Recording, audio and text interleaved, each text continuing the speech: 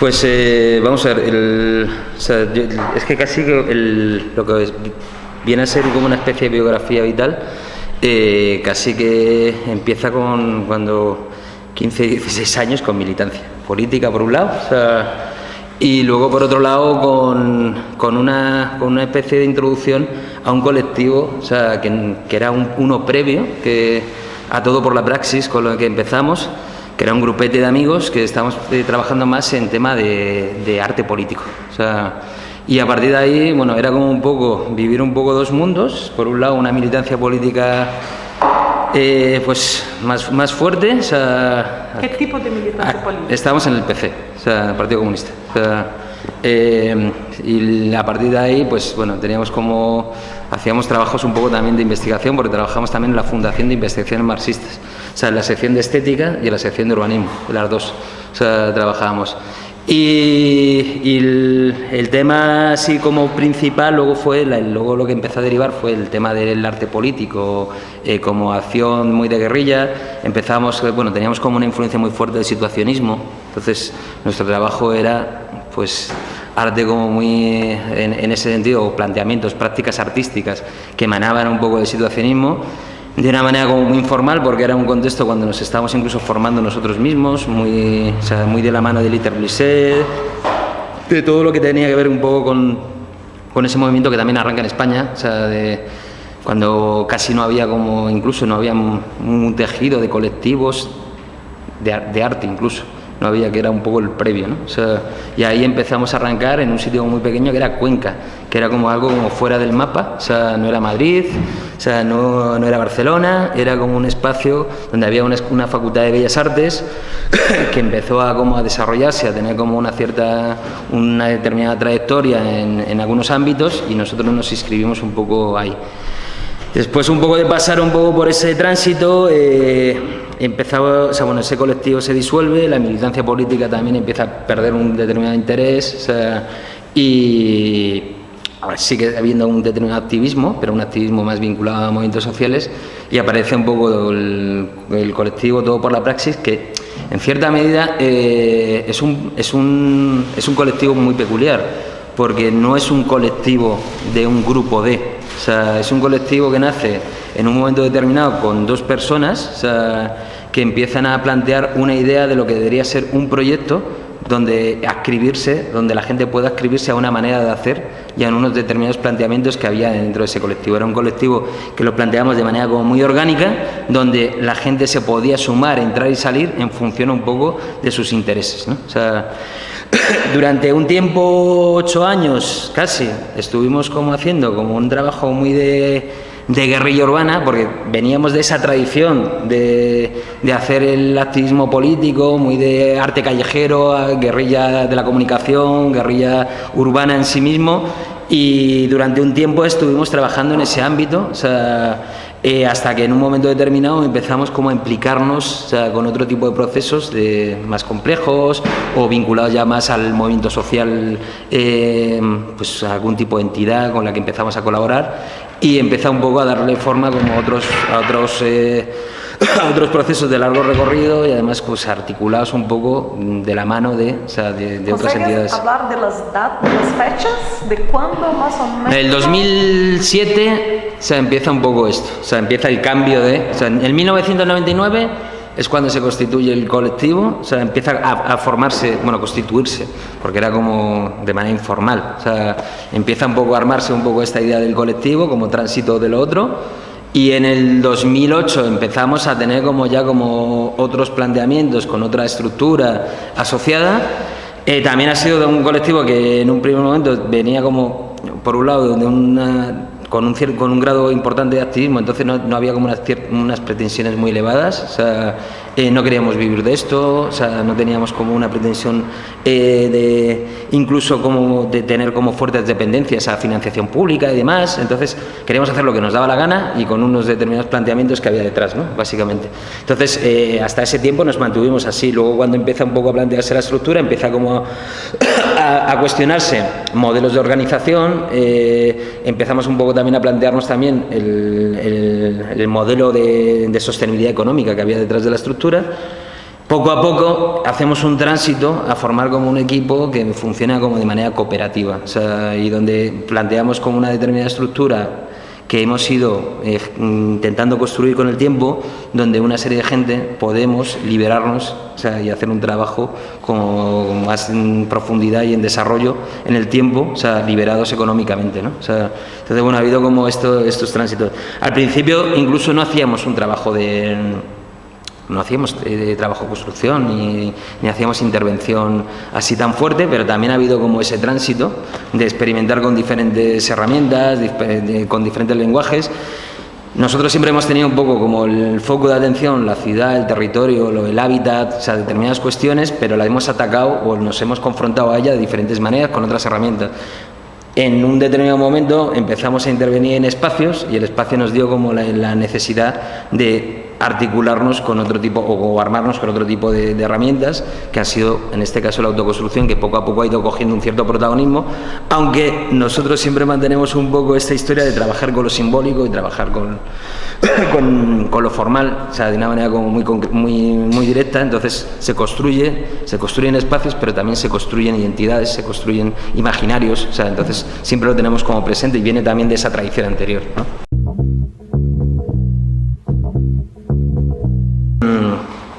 La red comienza en el 2008 también, o sea, creo, o sea, y en realidad, bueno, es una historia que viene un poco de la mano de Santi, de Zurjeda, que en un momento determinado plantea pues un encuentro, que se llamaba Encuentro de Arquitecturas Colectivas, o sea, y fue en Granada. Yo a ese primer encuentro no estuve, o sea, entonces, bueno, se reunió como 10 personas o 10 colectivos, o sea, agrupados en torno a esto, que era como gente que más o menos empezábamos un poco a visibilizar.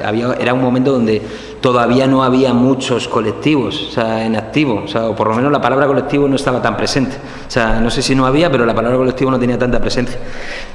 Entonces, a partir de ahí se empieza a juntar con un encuentro para conocerse, para ver un poco lo que se estaba haciendo, que yo creo que además era como un grupo como muy heterogéneo, porque estaba el Patio Maravillas, y Stradel, la Casa Invisible, o sea, en Málaga, o sea, cosas como o un proyecto de las trincheras que también llevaba Santi en Málaga, pues la gente de las trincheras, una cosa como bastante heterogénea. A partir de ahí empieza luego como otra iniciativa que también lanza Santi, que es la de camiones y contenedores colectivos, que es cuando empieza como a plantear un recurso común que puede posibilitarse una gestión colectiva de ese recurso común, y empieza también a armarse pues como una especie de red de colaboración entre colectivos, ¿no? O sea, nos empezamos un poco a contactar, a ver, y en paralelo se hacen unos primeros encuentros, donde ya sí que ya de lo anecdótico que pasó a ser el primer encuentro, que eran 10, pasaron a 30, que fue en San Pérez del Turelló, que ese ya sí que ya me incorporé, y hasta que ya en un momento determinado empieza la pelota a crecer y empieza a abrirse estos encuentros, que al principio eran como más cerrados, como quien dice, y poco a poco empiezan a coger una cierta dimensión, una escala y una visibilidad, y empieza también a ver como también un crecimiento de colectivos exponencial en el tiempo que se suman a esta red con una idea como muy informe, muy sin desarrollar y sin concretar, porque al principio la red tenía como un componente como muy de encontrarse, conocerse, una cuestión como muy afectiva, y a partir de ese encontrarse, conocerse, buscar puntos en común. El paso número 2 que se dio un poco, yo creo que de una manera como casi una consecución lógica, fue compartimos recursos, compartimos experiencia y nos intercambiamos conocimientos, o sea, que era un poco la base con la que yo creo que la estructura que existe ahora de arquitecturas colectivas es un poco la que ahora mismo está presente. No tiene ninguna estructura ni ninguna entidad jurídica, no quiere definirse y quiere mantener un poco esa especie de ideario de lugar de encuentro y lugar de puesta en común y lugar de intercambio. O sea,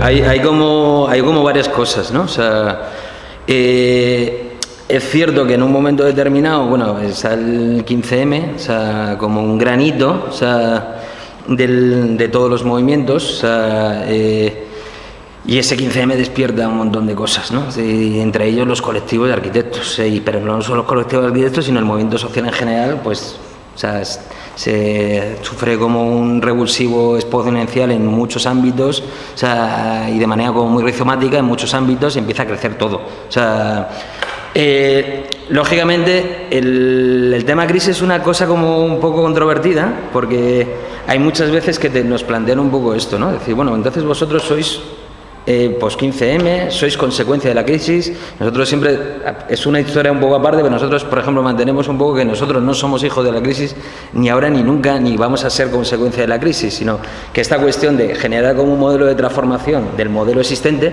lo queríamos antes, lo queríamos ahora y lo queríamos después, si no sigue cambiando. Entonces, bueno, eso está ahí como presente. Los colectivos que han llegado, hay diferentes posiciones, pero sí que es cierto que hay algunos que en ese movimiento 15M, en ese, lo que llaman algunos, un cierto despertar, o sea, o una cierta revulsión o un detonante, pues ha dado como que mucha gente que a lo mejor no estaba cercana a esos planteamientos, de repente se aproximen, o de repente descubran, o de repente encuentren canales que antes no los tenían, ¿no? O sea, y es cierto que aquí en ese gran cajón desastre de todo eso, de todas esas casuísticas, hay un poco de todo. O sea, hay gente que se posiciona de una manera como con mayor conciencia, con un posicionamiento político más claro, otros han entrado un poco en una cierta corriente, vamos a llamarlo de una manera como bastante políticamente correcta, una cierta corriente, o sea, y están un poco dejándose llevar en esa corriente y están instalados un poco en ese movimiento, ¿no? Como que ahora mismo yo creo que ya casi está como constituido, ¿no? Un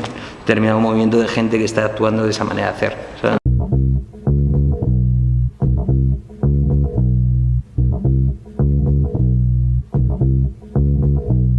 los centros sociales pues está el centro social de primera generación, que viene más de un movimiento como más de la ocupación pura y dura, o sea, de un pensamiento anarquista, libertario y demás, o sea, un centro social de segunda generación que ya se instala en esa corriente, o sea, como más de pensamiento de una manera, como quien dice, más moderado o más y con ese planteamiento más antagonista, pero no con una cierta distancia al anarquismo tradicional, o sea, y ahora estamos en esa tercera generación, ¿no? de centros sociales y también de colectivos, de entidades que han pasado también por esos tránsitos, ¿no? desde ese anarquismo al antagonismo y ahora a una reformulación un poco de algunos planteamientos con un nuevo municipalismo ahí de trasfondo, ¿no? O sea,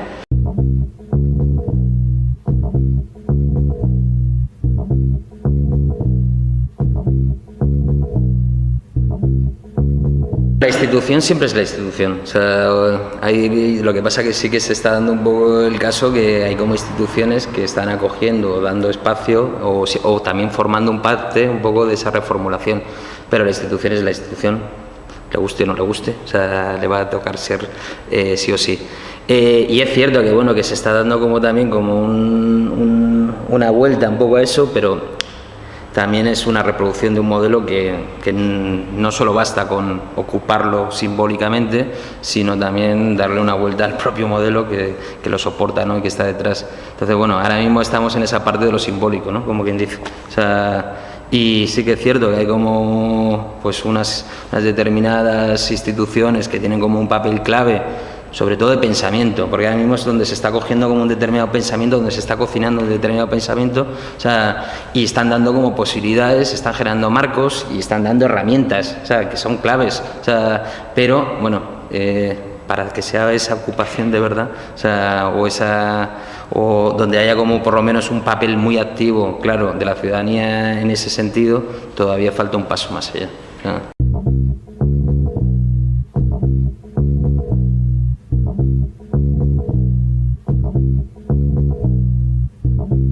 Claro, bueno, yo la verdad es que me cuesta un montón, ¿sabes? Porque o sea, nunca me he metido un poco en ese tema tan de la disciplina, o sea, en esa confrontación disciplinar, porque quizá estamos más en un ámbito como más ideológico, más que con las formas, ¿no? O sea, que en cierta medida sí que tienen como que ver con algunas determinadas cosas, pues yo que sé, al final esa manera de hacer y esa formalización plantea como unas determinadas jerarquías, un modelo de producción de ciudad concreto. Ahí es donde nosotros nos interesa meternos y donde está un poco, yo creo, como que el trasfondo.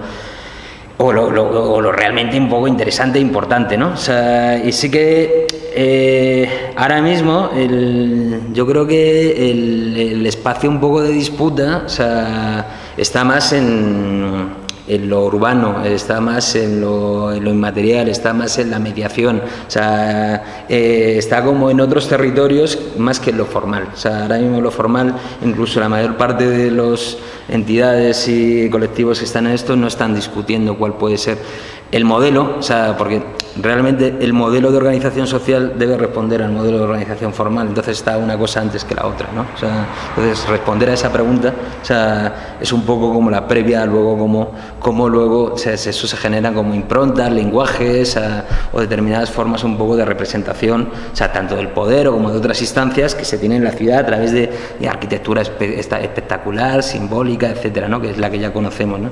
Entonces, bueno, ahora lo que sí que se está produciendo, yo creo que tiene como mayor interés incluso tanto para el otro lado, ¿no? Porque también lo están mirando como bastante como de reojo y con mucho recelo, ¿no? O sea, con mucho recelo.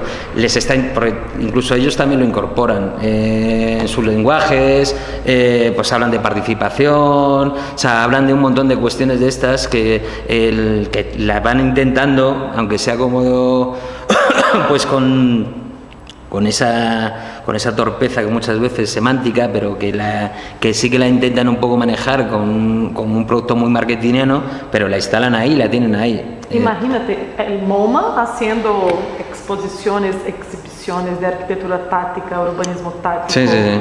Sí, nos llamaron para... Bienal de Venecia, que hicieron Dave Chipperfield, que es un clásico de la arquitectura minimalista inglesa, haciendo curaduría. Aravena. Bueno, entonces, claro que están disputando este territorio muy pronto. Sí, sí, sí. Hombre, realmente ahora mismo... o sea, el tema es un tema curioso, ¿no? Porque sí que es cierto que, o sea, incluso ya poco a poco va teniendo como presencia, ¿no? En estas esferas, en estos pequeños estamentos, ¿no? De ferias, festivales, bienales, premios y demás. Pues yo qué sé, el premio ahora en Inglaterra, el Turner, la Bienal en tal, bueno. De repente van a ganar Pritzker. Sí, sí, sí. ¿Vale? Hay como un montón de cuestiones que están apareciendo. Tiene que ver un poco con, o sea, esto es más que darle como una importancia, es como muy sintomático, ¿no? O sea, es sintomático un poco y puede ser sintomático de muchas cosas, ¿no? O sea, sintomático un poco de una cierta reacción a lo que se confrontan con que ya con un determinado modelo agotado, o sea, ya no tiene como un cierto sentido, que eso evidentemente yo creo que son bastante conscientes, aunque por otro lado siguen teniendo como sus otros espacios, sus otras prácticas, porque también saben que eso alimenta, una cosa alimenta a la otra en sus lógicas, ¿no? O sea, y lo tienen ahí como muy instalado. Entonces, luego también saben manejar un poco los productos, y entonces saben que esto en cierta medida también tiene como una cuestión, una posibilidad de producto modal, o sea, que ahora mismo pues está el momento de arquitectura social, le dan espacio, le dan recorrido y saben que las modas nacen y mueren rápidamente, además al antojo de quien las hace nacer y que las hace morir. O sea, entonces precisamente hacer un ejercicio de ese tipo les da el privilegio de poder decidir cuándo quieren ponerlo ahí y cuándo quieren quitarlo. O sea, cuándo quieren que eso forme parte de un discurso oficial o cuándo quieren que eso desaparezca, ¿no? O sea, entonces, bueno, tiene que ver un poco con todo esto, ¿no? O sea...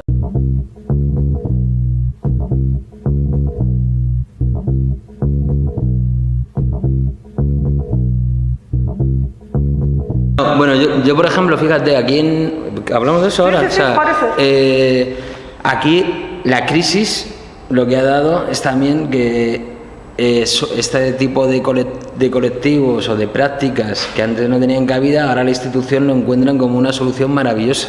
O sea, porque en vez de gastarse miles de millones en hacer una gran infraestructura, saben que cederle un espacio autogestionado a un proceso participativo gastándose 6.000 euros les da mucha rentabilidad, o sea, rentabilidad política fundamentalmente, ¿no? O sea, y además ahorrándose mucho dinero, ¿no? O sea, eso ha generado que haya como que se despierte un poco ese tipo de prácticas. También ha generado otras cosas, también ha generado que haya gente que realmente se ha dado cuenta que eso es una opción para ayuntamientos y para municipios que antes usaban como unos determinados presupuestos y que ahora ven que decir, joder, si lo podemos hacer de otra manera, funciona mejor, es más barato.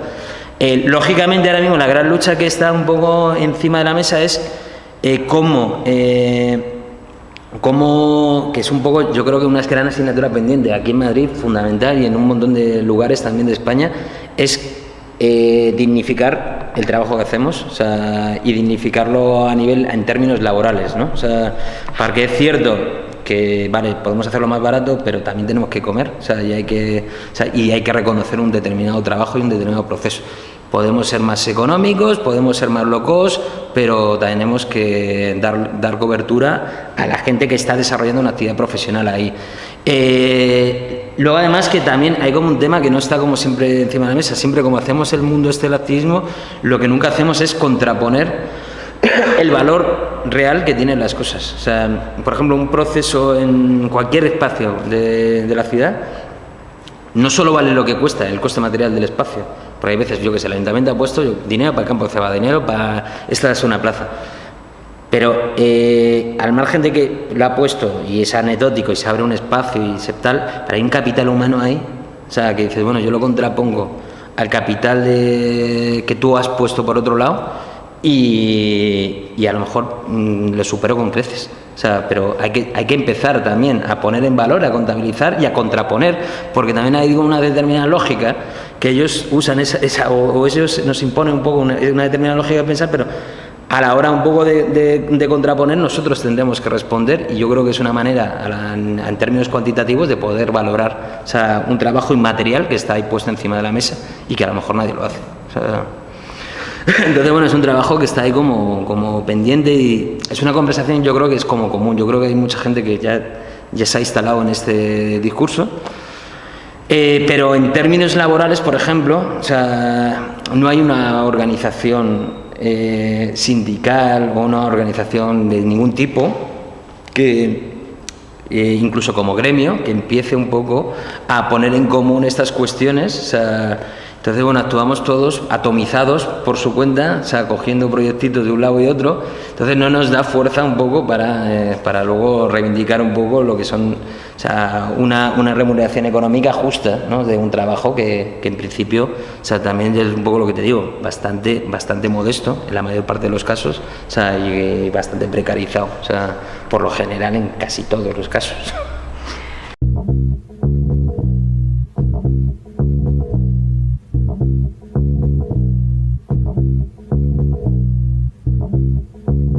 Es un caso un poco especial, pero o sea, es cierto que el trabajar un poco con esa precariedad instalada al final te hace trabajar con materiales de baja calidad en muchas o no solo materiales de baja calidad, sino que no te puedes permitir el mantenimiento de ese material, o sea, un tratamiento para la madera.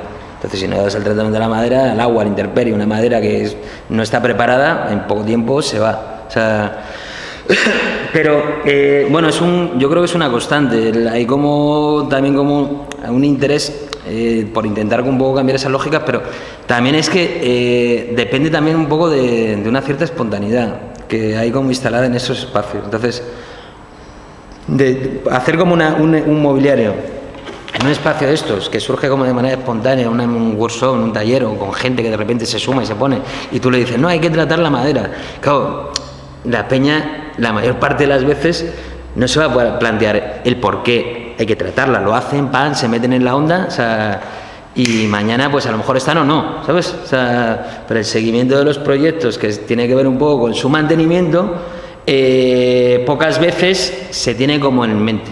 O sea, pero esto pasa no solo en los materiales, sino pasa en la gestión, o sea, pasa en la gobernanza, pasa en casi todos los ámbitos, porque los proyectos que están un poco planteados en estos ámbitos tienen que ver mucho con esa cuestión de lo efímero, del momento, de lo contextual, o sea, etcétera, ¿no? Del evento, acontecimiento, del acontecimiento, performance también. Claro, exacto, más del evento, acontecimiento.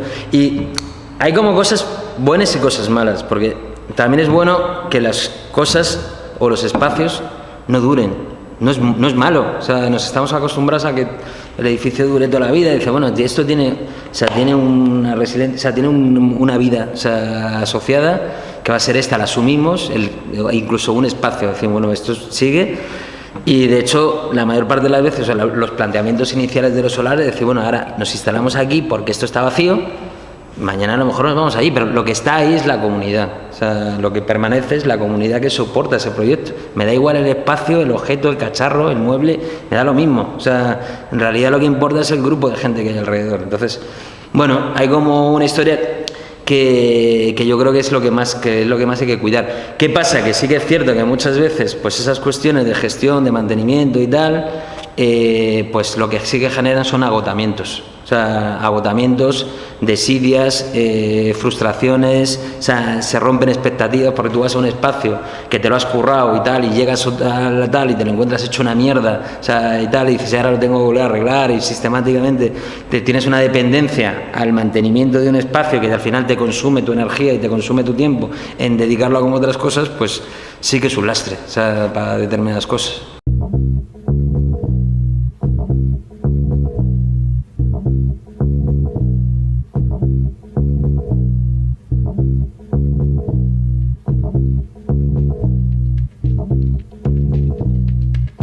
Esta pregunta se la ha hecho, la pregunta de la contradicción de si en algunos momentos espacios autogestionados pueden ser herramientas de proceso de gentrificación es una pregunta que está ahí. O sea, el Patio Maravilla se lo ha preguntado, Tabacalera se lo ha preguntado y otros espacios también se lo han preguntado, porque cuando estás tu barrio sufriendo un proceso fuerte, hay veces que tú te estás dando cuenta. Lavapiés, ahora mismo en las revistas de turismo de la ciudad se vende como si fuese un barrio multicultural de moda, como si fuese como una experiencia ir a vivir como el mundo de las otras culturas, cuando en realidad es un barrio con muchos problemas y muchos conflictos, pero se han apropiado un poco de una determinada estética, lo han empaquetado, lo han vendido como un determinado producto y ahora parece el mercado puede dar la vuelta, o sea, nunca estamos libres de dar la vuelta. Nosotros siempre cuando hemos planteado esto, decir, bueno, es cierto, hasta pues, lo hemos hablado en el patio, en otros sitios. Yo la única manera que veo de contraponerse a esta cuestión es, por un lado, o sea, ser conscientes de esto, o sea, y por otro lado, generar como un movimiento de oposición a esto mismo que tú crees que tienes una debilidad, o sea, entonces trabaja en eso. O sea, trabajando en eso, pues bueno, es cierto que a lo mejor te pueden surgir contradicciones, pero por lo menos estás haciendo algo. Y de hecho, los movimientos de gentrificación que se han funcionado o que se han revertido por resistencia han sido por el movimiento activo de la ciudadanía o del movimiento asociativo frente a eso. O sea, cuando realmente no ha pasado nada de oposición es cuando ha llegado el movimiento de gentrificación y se lo ha cepillado todo rápidamente. El tema de la gentrificación es el momento, o sea, hay como una cuestión, aparte que ahora últimamente parece que todo se confunde con gentrificación, que la renovación urbana, la regeneración urbana, la transformación urbana de manera espontánea, hay veces que ahora mismo ya todo es gentrificación. El tema es que, aparte de esa confusión de no saber muy bien lo que es, porque es un concepto un poco indefinido, pero la cuestión es que incluso aunque estés inmerso en un proceso de gentrificación, de manera individual, como la mayor parte de los ciudadanos están atomizados, entienden que eso se está produciendo, pero no va con ellos, nunca va con ellos. O sea, esto está pasando, pero por un lado me va bien, por otro tal, hasta que ya lo sufres. O sea, cuando ya lo sufres es cuando ya te posicionas, que suele ser un poco el momento. Entonces, por eso sí que es muy importante un poco coger conciencia, porque la mayor parte de las veces no lo ves, es muy invisible, no está ahí. O sea, y cuando hablo de gentrificación estoy hablando a partir de Neil Smith. Entonces, sí. Estos procesos de gentrificación se empiezan antes de enobrecer. antes. Entonces, claro, cuando es precario. el deterioro, el abandono. El deterioro ahora es chic. Entonces, claro, por ejemplo, Malasaña, yo pienso que van a dejar todo pichado. sí. Porque es muy fancy tener, es muy guay tener. Pero mira, Malasaña lleva sufriendo un proceso de gentrificación 30 años, y ha aguantado 30 años por tener resistencia del movimiento vecinal o resistencia de movimientos de todo tipo que han pasado por ahí. Estos últimos años no lo ha tenido, y han llegado, pum, o sea, y han arrasado con todo, o sea, han arrasado con todo, aparte con un discurso, por ejemplo, ahí ha pasado una cosa muy curiosa, ha habido una empresa que es la que ha comprado y la que arma un poco ese proceso de gentrificación, una cosa como que es un fenómeno nuevo también, porque antes era como de manera espontánea, no, ahora hay un consorcio de empresas organizadas, 100 empresas, o sea, comprando inmuebles, haciendo acciones de todo tipo, haciendo toda una operación de marketing inmobiliario puro y duro, o sea, y se han dado cuenta hasta tal punto que es importante el movimiento asociativo, que ellos han montado un movimiento asociativo. O sea, hasta ese punto. Y han montado un movimiento asociativo vecinal, han montado 2 asociaciones de vecinos, o sea, la empresa, camufladas, o sea, y ha montado una asociación de comerciantes, lo que llaman la Asociación de Comerciantes Tribal. Detrás de la Asociación de Comerciantes Tribal hay 6 propietarios. O sea, bueno, hay 100 empresas que tienen 6 propietarios que van cambiando de cargo. O sea, y en un momento dado son directores, en otro lado gerentes, en otro lado subdirectores, en otro lado tal, pero es como toda una amalgama son promotores, constructores, administradores de finca, hacen todo lo que tiene que ver con el ámbito inmobiliario, o sea, allí en la zona.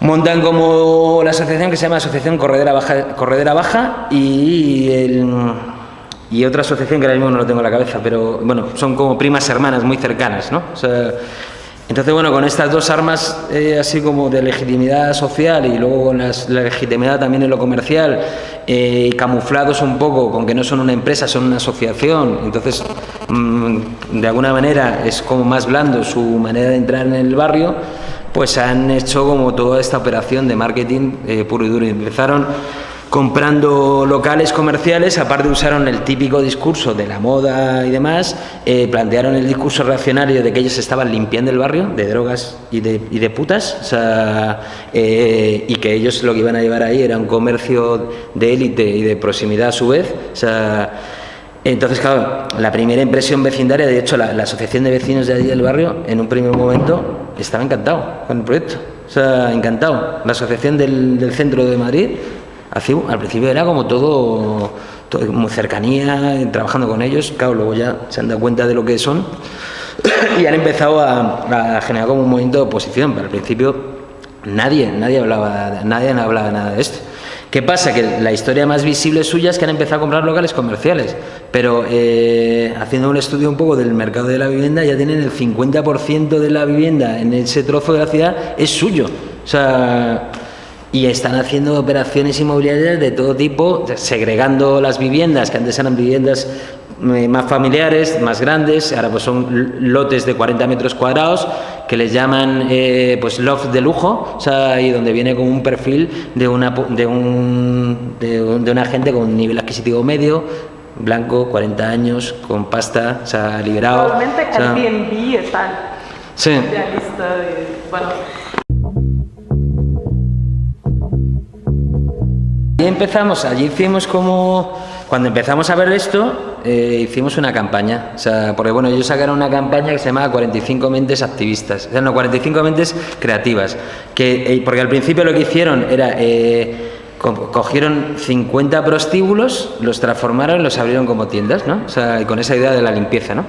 Y invitaron a artistas que incluso había como gente que participó del proceso y legitimó el proceso para instalar allí su taller de artista. O sea, claro, se lo daban gratis, los tíos encantados de la vida. O sea, entonces, bueno, en un momento dado, cuando vimos un poco esa operación, reaccionamos y dijimos, hostia, ¿qué tenemos que hacer aquí?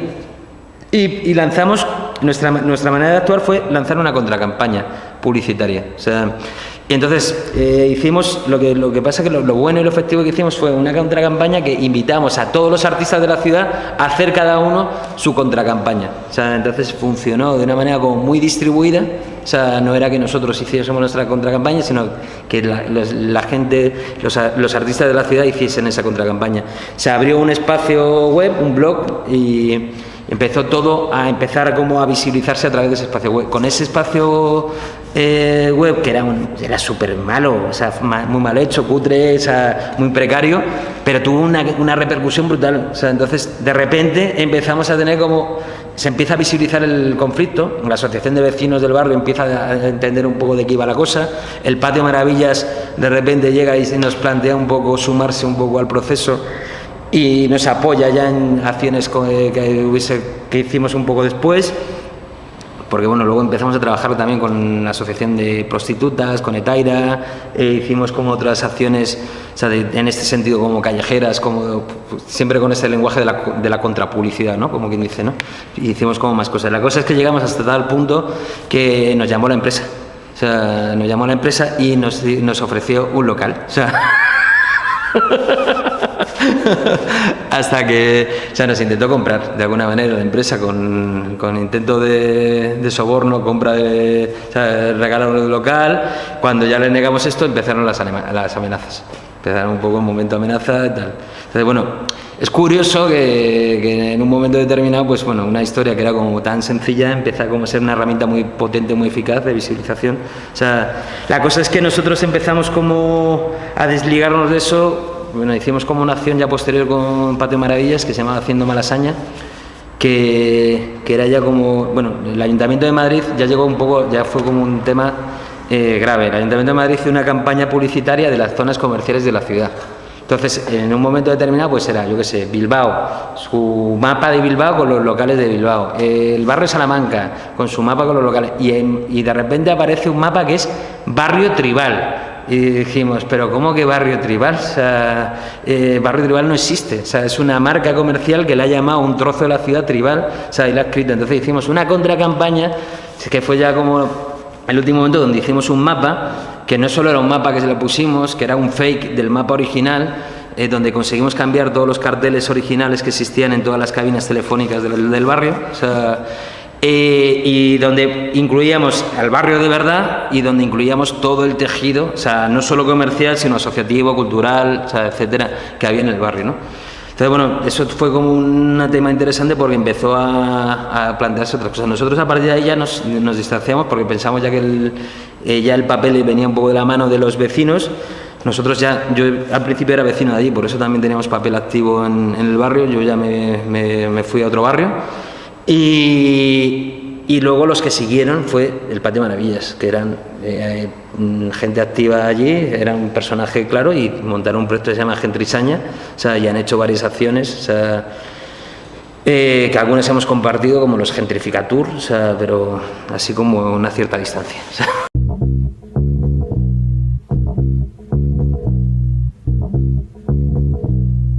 Es un tema muy delicado, pero mira, te lo intento un poco explicar, no, me imagino ya lo conoces, ¿no? Pero el tema es, bueno, Plaza España es un lugar central de la ciudad que durante mucho tiempo ha estado como, pues un poco abandonado, olvidado. De hecho hay como 3 grandes edificios ahí que no han tenido uso durante un tiempo largo.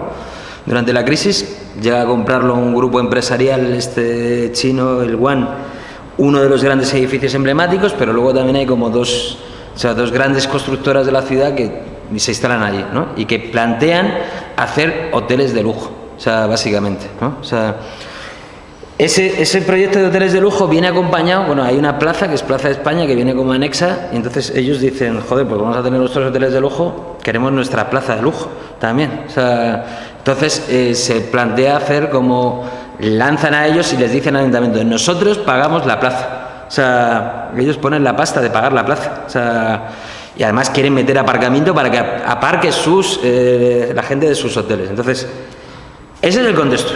Ahora, ¿qué te puedo explicar de ese proceso con ese contexto? Pues la verdad que poco, porque es que con esa trastienda, ahora mismo, claro, se la ha intentado disfrazar o plantear como, no, vamos a hacer un proceso participativo para diseñar o definir la plaza. Pues, joder, si con eso que hay atrás estamos siguiendo lógicas de antes. De todas formas, bueno, ahora mismo el gran problema que está habiendo en ese proceso participativo, aparte de esto, es, bueno, se abre un proceso participativo que lanza Pablo de Soto, que está como de alguna manera bastante bien planteado, pero que tiene como algunas cuestiones un poco chocantes. De hecho, lo que es el proceso de participación tiene muy poco espacio, tiene muy poco peso, o sea, en la toma de decisiones, ¿no? O sea, del propio espacio. O sea, entonces, bueno, eso es una de las grandes condicionantes y es bastante anecdótico, ¿no? O sea, el peso que va a llegar a tener. Creo que si se hubiese acotado o si se hubiese planteado unos determinados alcances de que, bueno, es cierto, está pasando esto. O sea, no podemos olvidar que los grandes poderes fácticos económicos al final son los que definen y diseñan la ciudad.